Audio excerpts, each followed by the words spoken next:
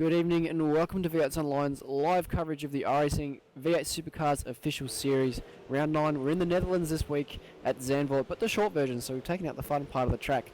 You've got again myself, Sam Sutton, and Jake Burton will be in the box soon. He's just having some technical issues. In fact, I think he's in here now. Jake, have you got me, mate? Yep, we're all good, Sam. Just had the first time the computer's been on blue screen. You know how it is. But yeah, we're here for round 9 of the iRacing official online series. Zandvoort, mate, a track that you've won the Americas race at this week. So you're definitely a lot more experienced than me. Talk us through this place. Well, I'm not a huge fan of this short layout. I must admit, the scheduling this season's got me perplexed a little bit. I would rather have seen the full version, but yeah, it's a short version tonight, so where you would normally have to run up the hill through the S's, we chuck a hairpin in there and cut back towards the bowl section. So it's an interesting little track. It's very club style, which I don't think suits this car a lot. Some people do. So it'll be interesting. There's probably a lot of bump to pass going on tonight. It's the only real way to get past unless you can get a run out of the final corner. Will be interesting. I think you're going to see a battle between Rogers and Philcell for the win tonight. Corey Preston, though, he has had some great pace this week, a bit more than he has had in the past, so it'll be interesting to see what he can do. Yeah, this track, I think it's a bit of a shame that they're running this layout. I'm all for the shorter tracks, a bit like Winton and stuff like that. Those club-style tracks are cool, but I think Zandvoort, one of the coolest sections of this track is actually that uphill section, and then the long right-hander down the hill, and then the fast right and the fast into the fast left. So I think you miss out probably one of the best parts of this circuit. So it is a shame, but it'll be great racing nonetheless.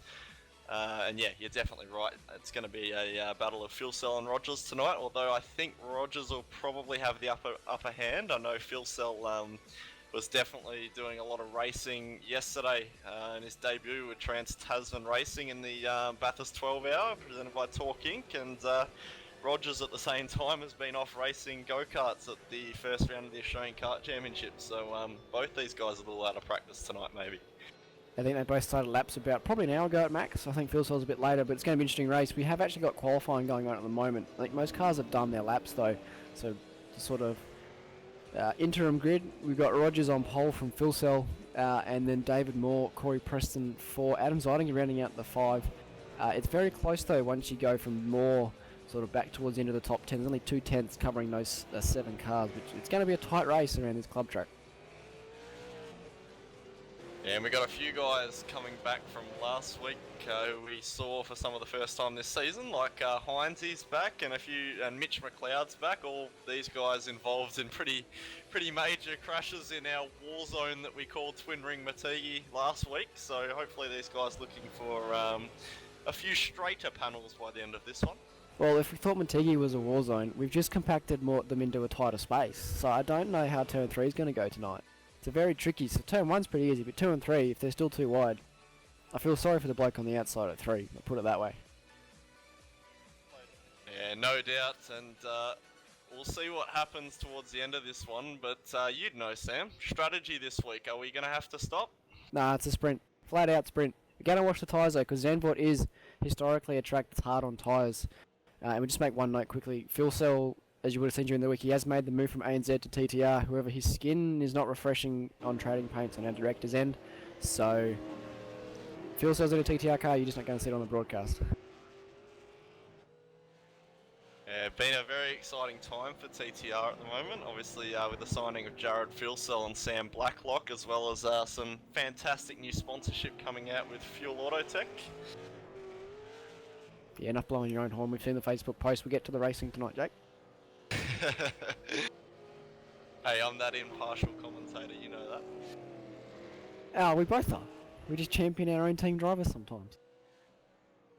Yeah, of course, but I'm actually just looking at the little section of space between Corey Preston and Luke Harvey. See, Corey Preston in P4 on a 111.30, then Luke Harvey in P10 on a 111.49. A few of those guys are really close, and the same can be said sort of the 11.8 range from 12th to 15th. So I think we're going to see probably your front 2 pull away, and then David Moore will be probably having a fairly lonely race stuck in that 3rd spot, and then we're going to have some awesome little battle packs behind. Well, we've just still got Mitch McLeod on a lap, as well as Luke Harvey and Mario Vlasic. It's going to be tricky though because I think guys can qualify well and potentially just park the bus. It's a very hard track to pass at. You've essentially either got to give him a tap at this hairpin we're seeing Mitch go through now, or you've got to have a great run off the final corner and send it into turn 1. Otherwise, it's very hard to pass, but it's going to be about looking after that rear tyre because there's a lot of second gear traction zones around this joint. And the outside tyre, especially that left-hand tyre, cops an absolute beating. So the guys who looks after the tyres the best, plays with those bars, they're probably going to win this one. Yeah, it's a bit of a bizarre circuit, Zandvoort. Just speaking a little bit of the location, it's actually in the sand dunes. When you're driving it, you wouldn't think of it, but do yourself a favour and look up an aerial view of Zandvoort. It is literally on the beach, which is actually so cool to look at.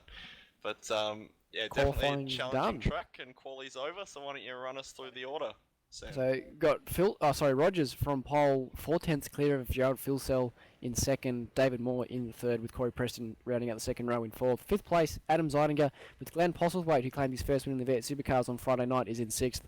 Seventh goes to Mitchell McLeod with Nick Cummings, a bit of an up-and-coming talent we've seen so far, in eighth. Ninth, Stuart Vaughan, and rounding out the 10 is Luke Harvey. Over the page, we've got Adam Briggs in P11th, P11 Heinze 12th, Jordan Ross 13th, Ross Rizzo 14th, Mario Vlasic 15th, Tyson Williams, a little bit uncharacteristic quali from him in 16th, Adam Highland is going to bring home 17th, Todd Parks 18th, Dennis Gaterick 19th, Brian Borg 20th, and Sean Noble rounding out the field in 21st position. So yeah, 21 thundering V8s around this 2.9 kilometre circuit. Going to be very interesting. I think we're going to see a couple of cars getting lapped as well. It wouldn't surprise me, if we see at least up to 15th position lapped, providing there's no massive shunts. Yeah, we just apologise as well for the stuttering in the stream. We're trying to rectify that now, and the trading paints issues as well. Director's just working on that at the moment. We've got about 30 seconds now until we're going to start seeing the lights. It's pretty hard to go past Josh Rogers for this one, Sam. I think, though, Philsell and his starts, I'm thinking he's going to jump him into T1. So it'll be Philsell off the start, jumps him, and then he's probably going to park the bus. Having gone to TTR now, though, Philsell's probably going to lose about 40% of his starting ability. And he'll probably forget to put it in first gear, too. Yeah, that's what the team boss likes to do. Anyway, we're going to hear the revs rise. Let's see what happens on this start.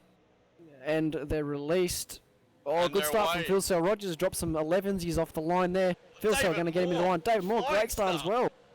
Brilliant start from Moore. Corey pressing up against the pit wall. Oh, this is going to be tricky. Oh, come on, Corey. He's nearly turned David Moore around. He pulled it up. It's all right. Corey's going to turn one, spin in the back, spin in the back. Tyson Williams is around. So Philsell's going to lead him into 3. Rogers getting a little bit of curb there. Philsell defends the line into 4. They snake their way up the hill. Yeah, clean start otherwise, except for the Tyson Williams spin there. Who's going to break? McLeod and Vaughan are too wide now coming into the hairpin. Vaughan's going to have the inside, but McLeod's a little bit deeper. Going to almost have it clear. It's a bit awkward. Vaughan's down the inside. He's going to get the traction down. There's a tricky bump there. If you're if you're too far to the inside or too far to the outside, you get a bump. You've got to be right in this channel, and they're both on that bump there. So Vaughan's cleared him. Yeah, good move there from Vaughan. Let's take a look back up to the front. Going to come through this last awesome section loose of from corners. Philsell. Philsell trying to square off the straightaway. And Rogers I do think Rogers will jump in though. I think Rogers has the race pace to get past Philsell. That Momo Commodore right out sideways off the last corner. I think Rogers just buying his time a little bit at the moment. He knows he doesn't have to do much. There isn't a great deal of pressure from David Moore behind.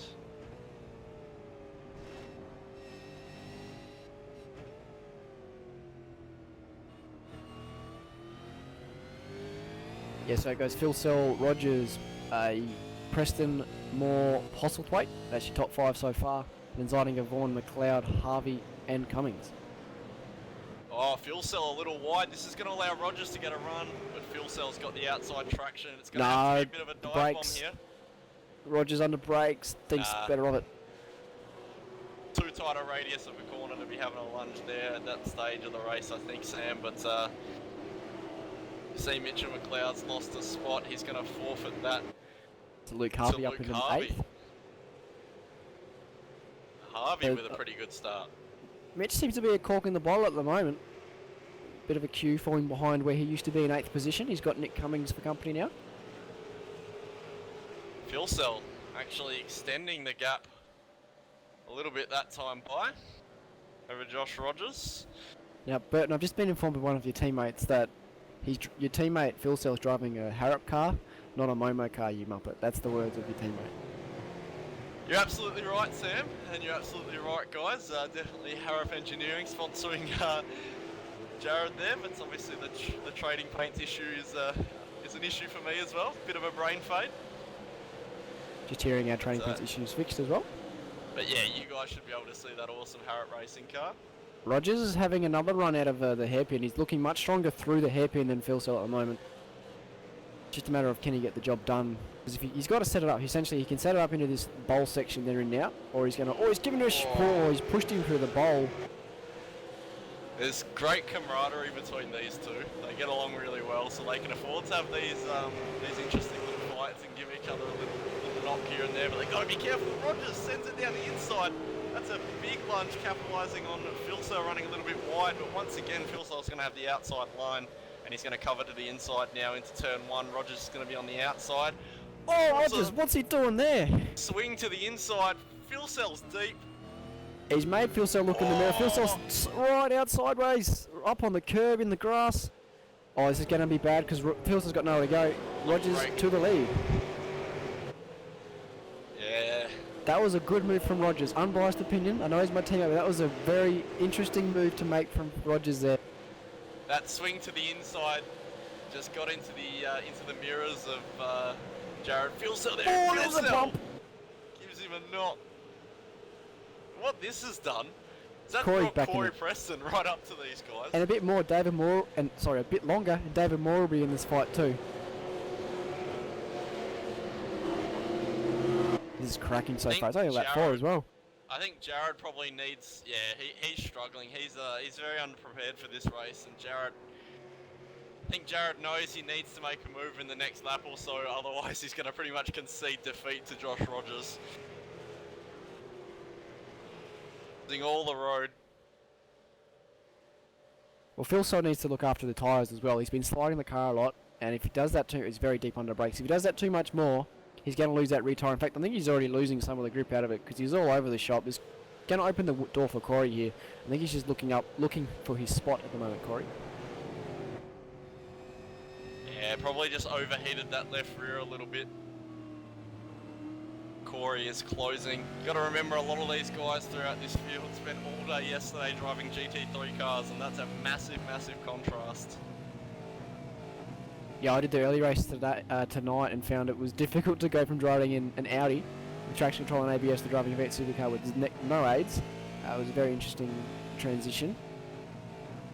So much more than that as well. You got the left-hand drive versus right-hand drive situation. I know that caught a lot of guys out. We're used to racing V8s on the weekend. Suddenly having a few metres more car to their right-hand side.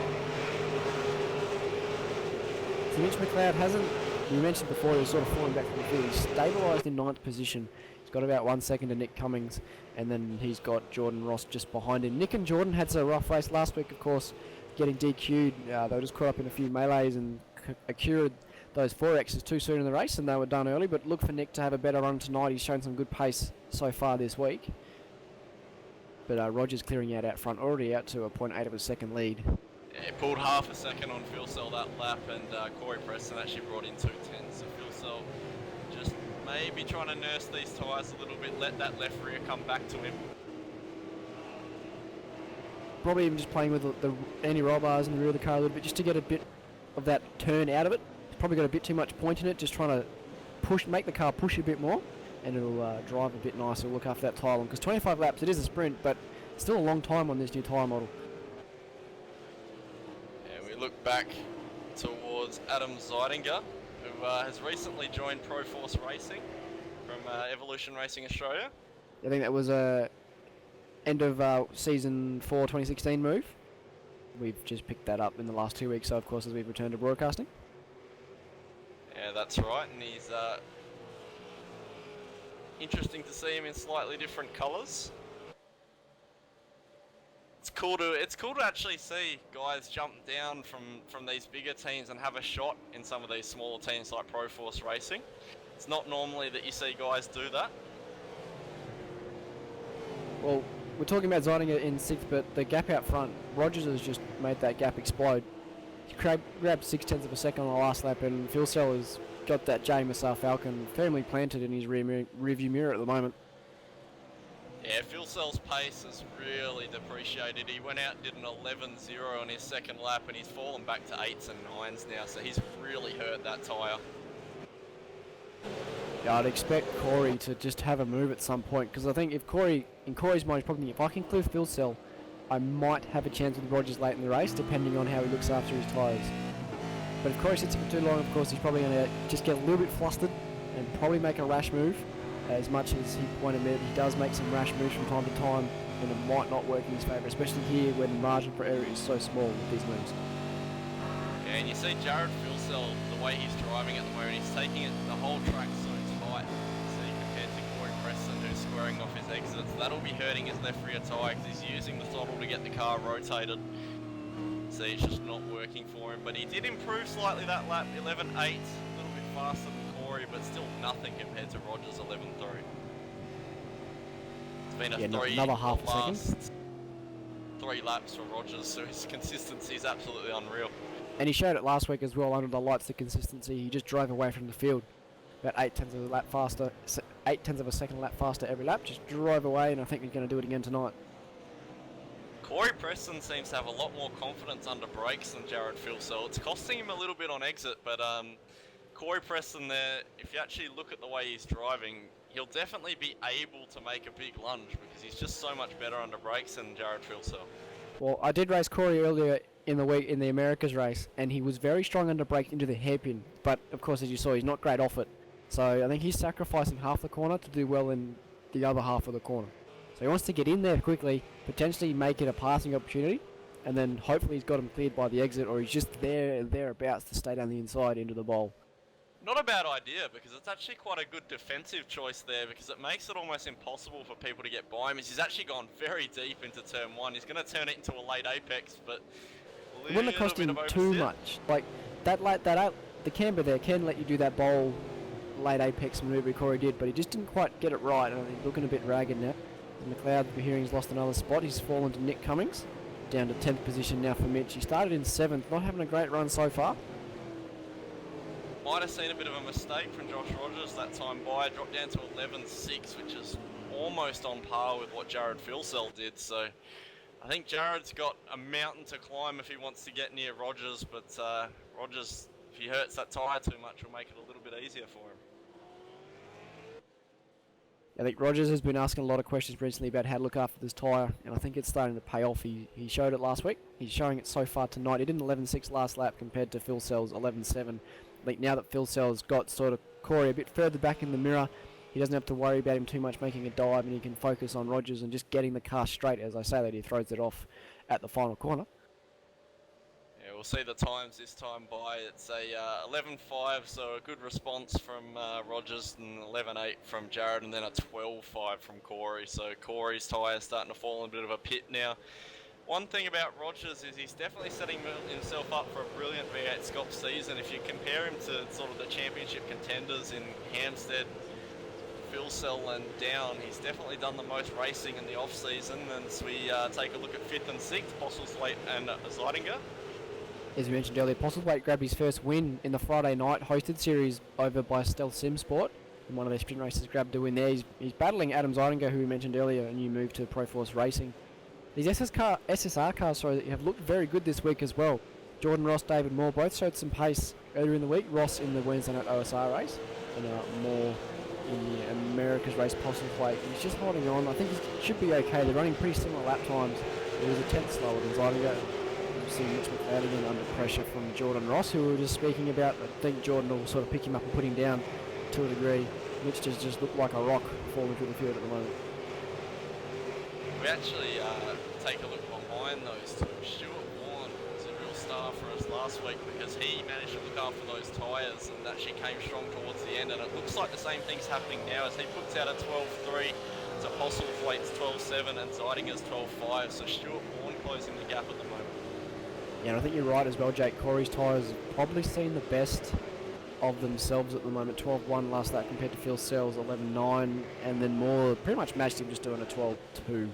So a tenth here or there is not a lot. Rogers back to an 11.7 though, so I'd say it's a pretty standard thing across the field. The guy's starting to fall off, and we are about half race distance or just prior to that now, so guys starting to feel the tyres go away. Obviously, for those who haven't driven the car in the last few months, the V8 got a massive update a couple months back now, so tyre wear is now a thing. So we'll just run through the top 10 as Rogers crosses or comes out of the final corner to start lap 12. Rogers leading 2.5 seconds back to Jared Philsell.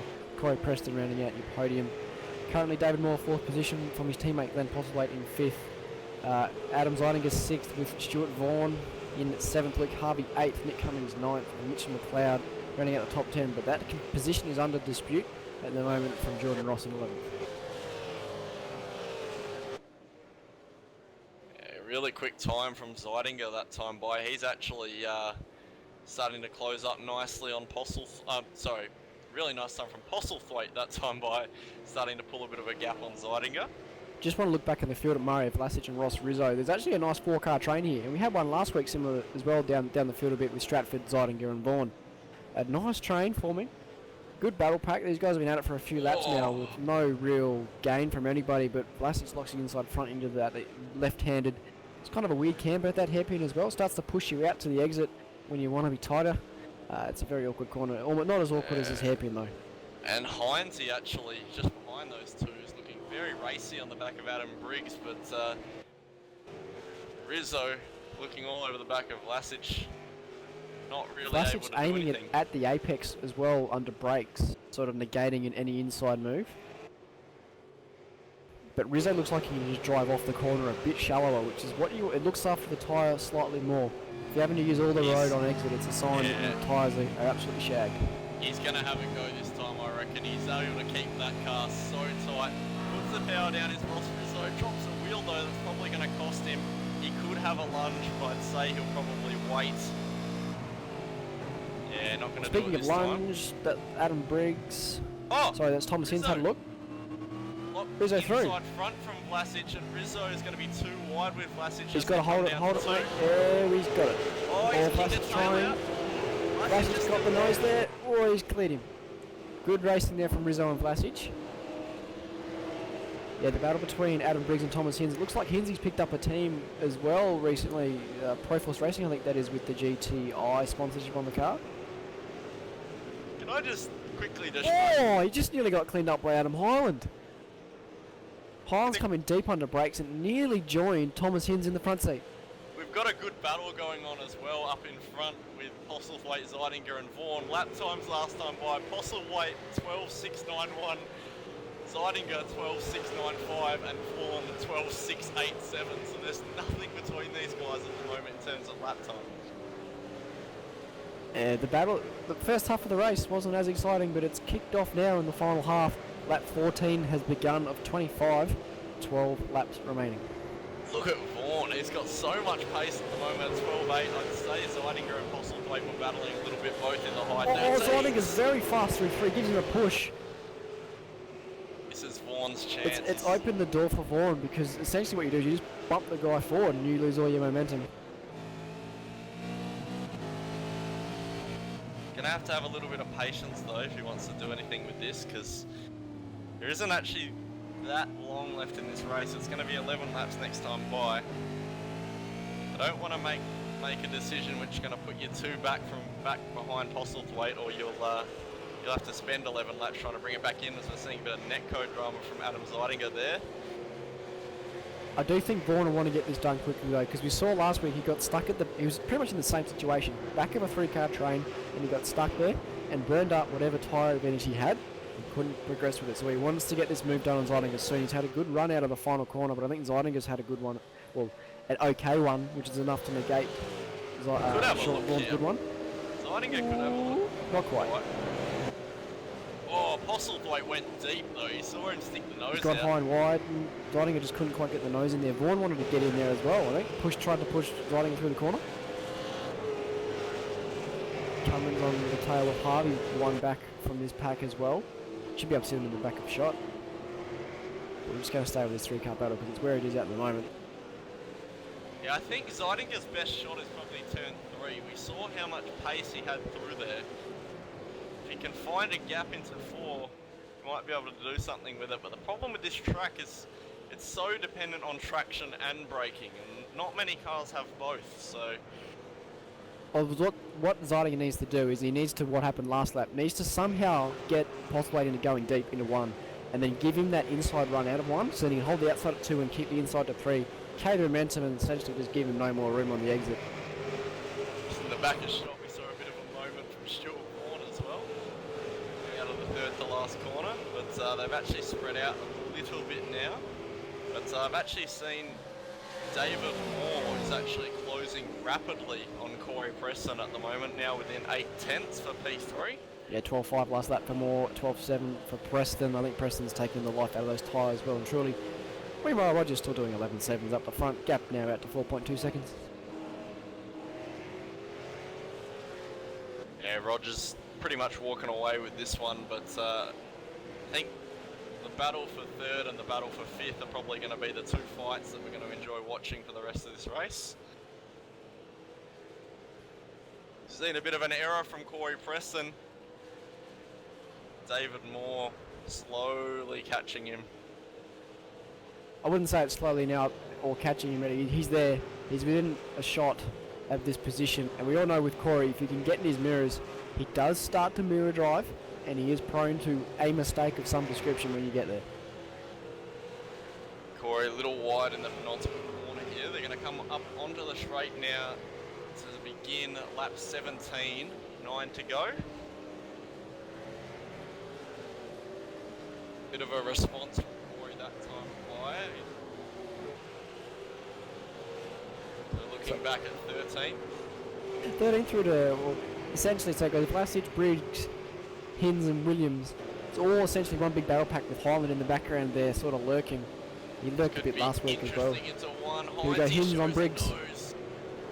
Briggs has seen him, he gave him space. Williams had the rears all locked up as well. Harvey. Oh, what's going on up here?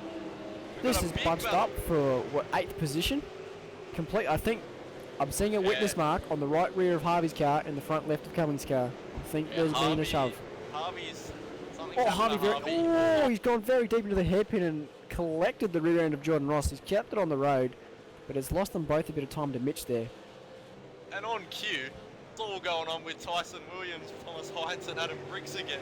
We need 2 cameras. Stuart Vaughan, issues as well. I think he might have got a slowdown. Just looking at what he's done, I'm just going back through. He's cut the curb, entering the bowl, and he's got a slowdown, so he's dropped off that pack now. Maury right underneath Corey Preston's wing as well. We need more than 1 cameraman at the moment. I think we need about 8. Let's just have a camera on every car, and we'll just stream them all as one big grid. That's the best way to please everybody, I think, tonight. Adam Highland had a massive moment coming on the straight there. Saw it out of the corner of my eye, ran a little wide. So we're going to just recap the battles. Preston v Moore, Postlethwaite v Zeidinger, Cummings, McLeod, Ross, Vlasic, Briggs, Hinds and Williams. So there's 4 packs at the moment we've got a track. I'd really like to see David Moore have a proper crack at Corey Preston in the next lap or so. These 2 have the potential to have a pretty good fight.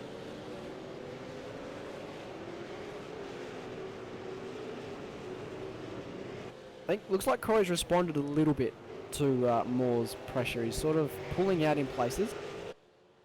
Postlethwaite having internet issues, so I think he's gone from the service pings over 1,000. What's his quality? That's not good. His quality is 99, but his ping is 1,675. That's not good. Yeah, as long as he doesn't drop quality, he should be okay. He could pop up somewhere really awkward. He might even pop up inside Zeidinger. Zeidinger's weaving to just try and not be inside him when he reappears. I don't know.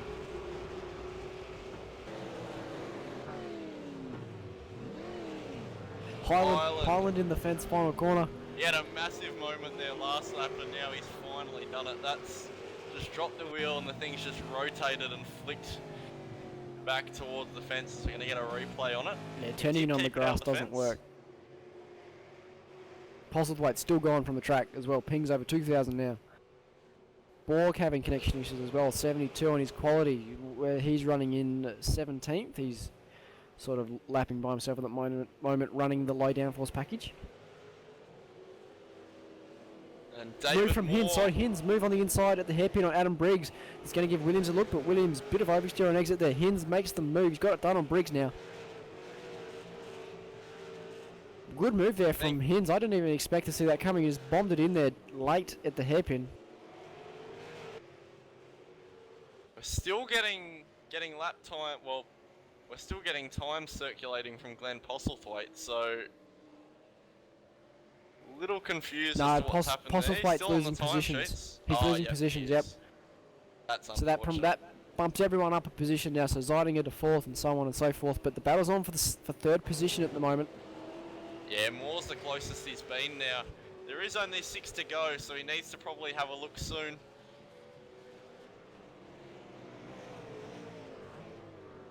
Oh, Corey. Keeping it tight, doing what he needs to do. Once again, Corey doing the, I'll get into the corner quickly and just be slower off it tactic. It's working well in defence, not so well in attack. He doesn't need to attack at the moment, Sam. That's the thing. Corey Preston just needs to drive defensively. Someone who's really, really good, and I'll always rate him as we see David Moore have a bit of a moment at doing that, is actually Richard Hampstead. I'd say probably one of the best defensive drivers in Australian sim racing. The way he can throw a car into the corner to just not allow you to even have a look and do it all cleanly and in a sporting manner is very good. So we've just got on to lap 21, so 5 to go. Oh, Moore's in deep. Squatting the car on the back tyres into turn 1 there. Oh, Postlethwaite's back, but he's a lap down, and he's still in front of Zeidinger as well. That really sucks, because that's going to come up for him that he's just lost the lap out of nowhere. Yeah, that's a kick in the guts. He's still. I'm surprised he's actually still in front of Zeidinger though. I would have half expected him to be either inside him or behind him by now.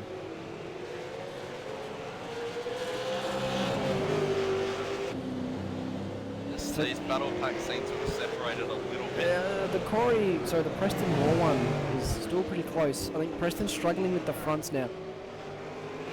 With the brake though. He's struggling with the fronts.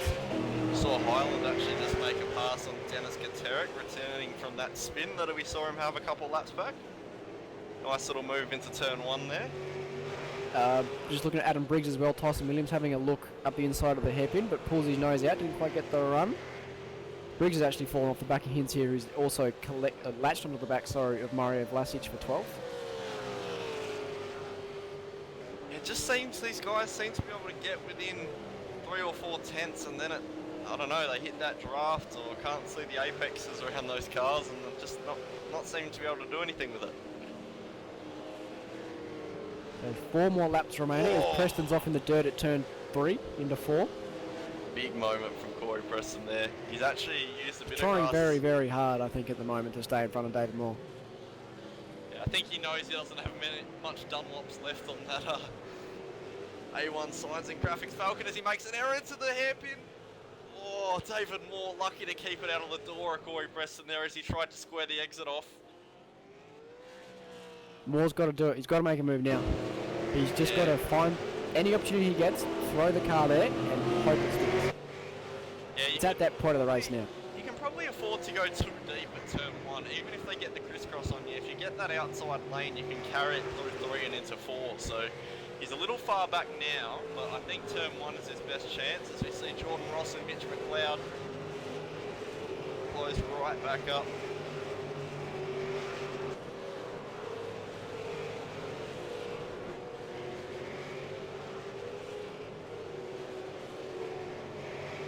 Seeing Adam Briggs having an issue. He's actually got a slowdown entering the little weird chicane hairpin corner, and that's going to put him out of that battle pack and behind Tyson Williams. I think Jake's just used every word in the book to describe corners there. weird hairpin chicane corner thing. Well, it's a chicane into a hairpin, really, isn't it? Like, I just call it the bowl. It's not a bowl. The bowl at Zandvoort is on the full track at the top of the hill. That's the bowl. Righto. You Mate, call things weird names, I'll call it the bowl. It's a tiny corner. It's hardly a bowl. It's more of a mug. Let's get back to the racing and stop describing corners as bits of pottery. I think we should maybe give some credit here to our race leader, who's actually just started the penultimate lap. 11.9 still from Rogers. Yeah, Jake's, you're coming out with the big words. Penultimate. That's about it. Mate, I was rusty last week, but this week we're right back into it. Still flicking through the battles. The Preston Moore one, pretty much static. McLeod and Ross. Tried to put the two names into one there. Might call it the Moss battle from now on. Still pretty static. Looks like it's a Vlasic, Hins and Williams actually is a 3-pack. That it'll be pretty tight with 2 to go. Sorry, 1 to go. Yeah, 2 to go.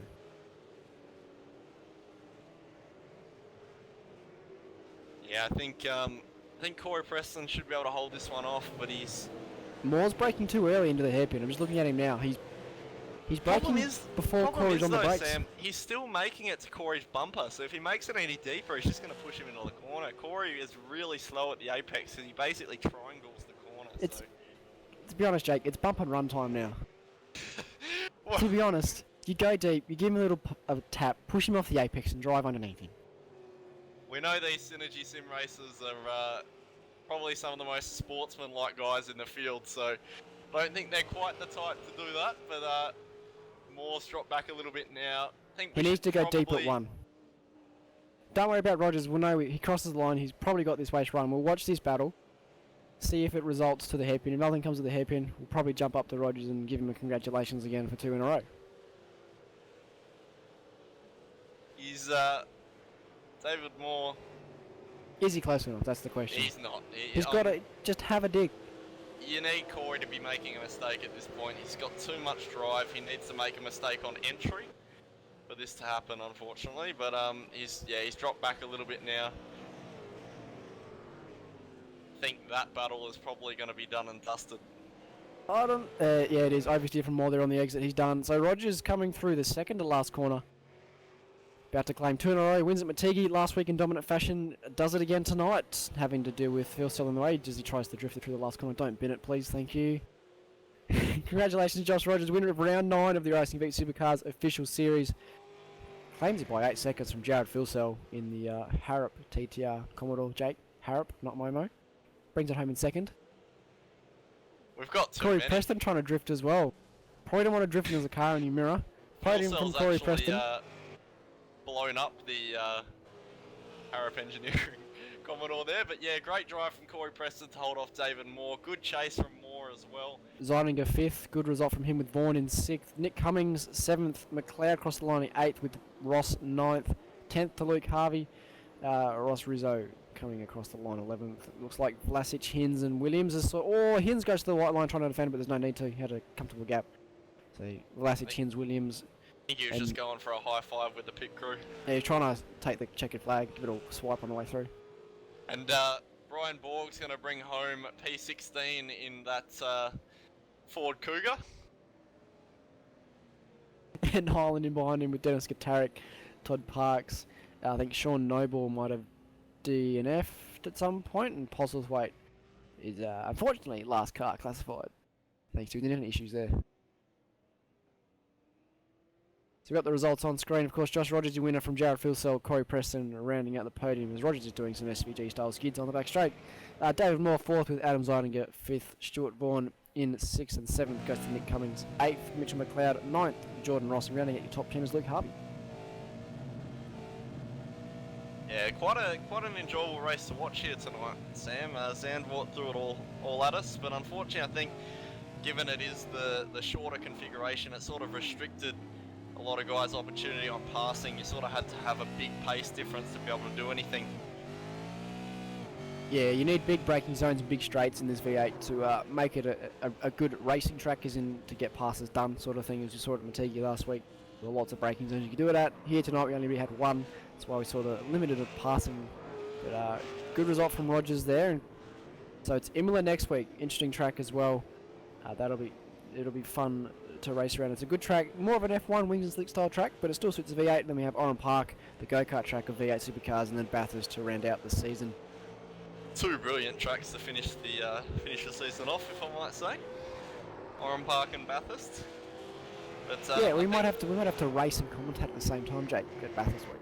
Oh, I've tried that before, mate. It doesn't normally work out too well. I'm just watching Rogers do his burnouts, and he's fenced it, avoiding Brian Berg doing. I don't think that had anything to do with Brian Borg. I think Rogers tipped that one in a little bit hard. Still gonna keep doing it. Doesn't need this chassis. They're getting the new V8 Scops ones over at TTL sometime soon. That is the new chassis, by the way. Oh, that's it. That's his one for the season. Yeah, well. We're just waiting for guys to come into the green room for interviews. I think we got Phil Cell actually down there at the moment. We'll bring him in first because Rogers is still celebrating. Yeah, so second place finisher tonight, Jared Filsell, mate. Good start, line well as per usual, got the run into turn one, but just seemed to fry that left rear up a bit hard, mate.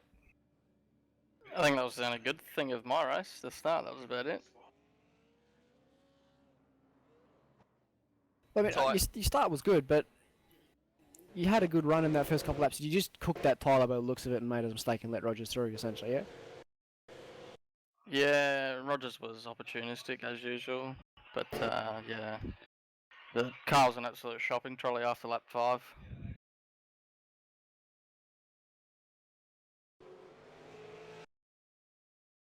Well, mate, despite being a shopping trolley, we might say it's a very nice looking shopping trolley in the Harrop colours, obviously over to TTR this season. Bit of a big move, mate.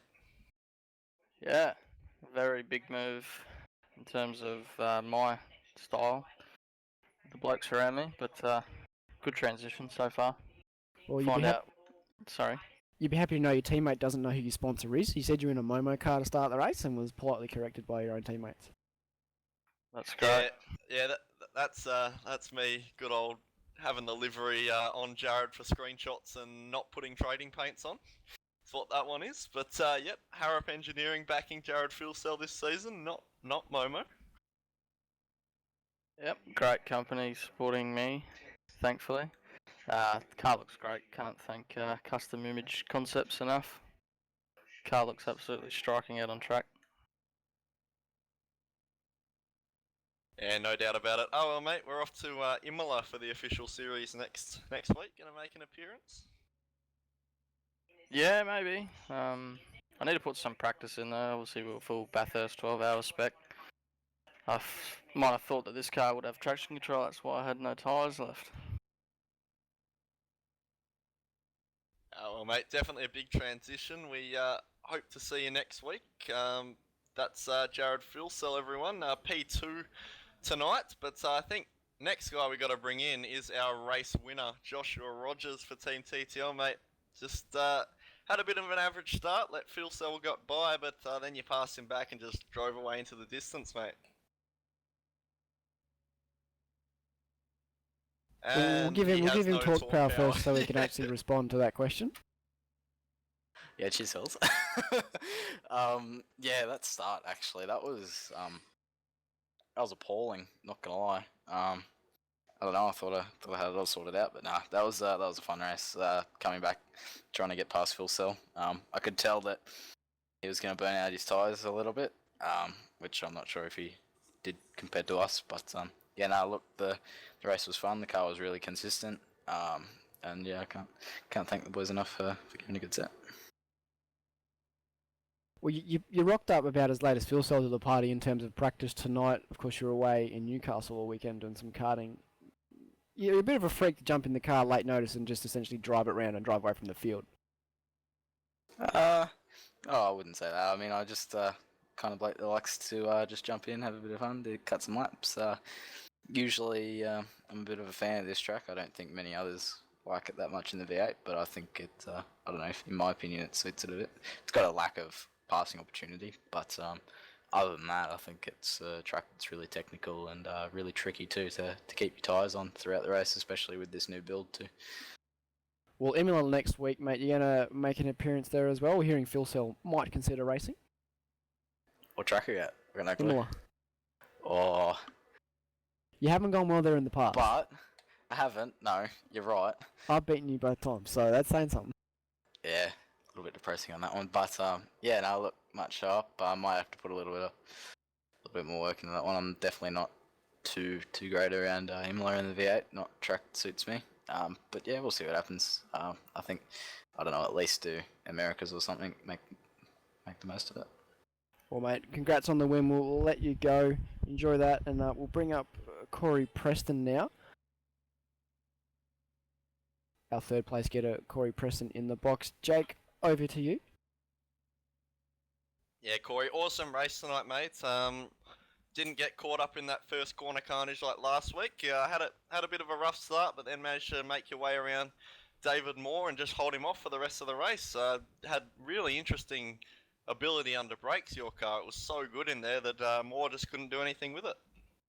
Yeah, it's actually a bit surprising there, Jake. You mentioned the good braking capacity that my car was having, but yeah, it was a pretty good start. I managed to pip David Moore off the start and get him into turn one, but yeah, I thought I'd be smart and drive as hard as I could early to stay with Josh and Jared, just in case they made a mistake and clouded into one another, because they were battling very hard, and I swear I saw them make contact a few times, but I thought I'd drive right up behind them whilst they were battling, just in case they did come to blows. But yeah, I paid for it later in the race because I used a little bit too much tyre early on, and with only the one straight here, it's very hard to get any sort of changes done to the balance of the car, like brake bias or any roll bars and that. But I finally managed to get one done, and that gave me a little bit of a reprieve from David. But yeah,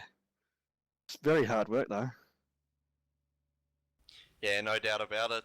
Good race nonetheless, but you and Jared as well. A lot of guys obviously racing the Torque Inc. Bathurst 12-hour yesterday. So was it a bit of a contrast not having that sort of traction control and stuff you expect in the Mercedes AMG, and maybe contributed to your tyre wear a little bit? Yeah, that does sometimes help it. Like you go and drive GT3 cars with all the good niceties, but yeah, then you jump back into these cars and you're like, where's the grip gone? But yeah, it's not that big of a difference once you get used to changing between the two. But yeah, might have contributed a little bit, but yeah, overall third was a good result tonight, so I'm happy with that. Certainly was, mate. Well done, and that's Corey Preston, everybody, for JMSR Racing in P3. Good racing tonight, Sam, and good call. I think we'll start to wrap it up. Yeah, that's us from Zandvoort tonight, Jake. Thanks for helping me with the call tonight, and of course Jake Kennedy for directing tonight. That's us from Zandvoort. Next week, Imola for round 10 of the V8 Supercars official series. From us at V8's Line, enjoy your evening.